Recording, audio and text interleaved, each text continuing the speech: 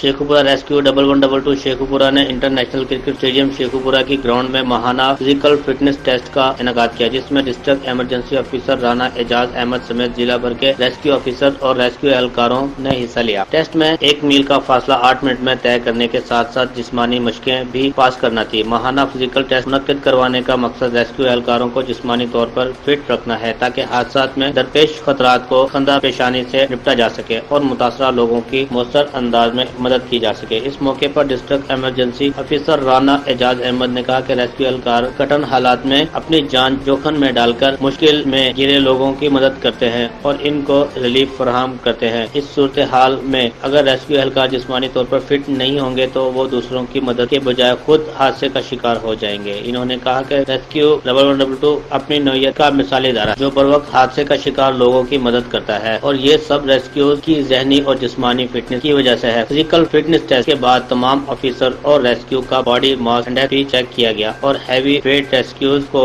وزن کم کرنے کا بھی کہا گیا۔ کیمرامین فیاض سرور کے ساتھ وسیم اسلم، راز نیوز شیخوپورہ۔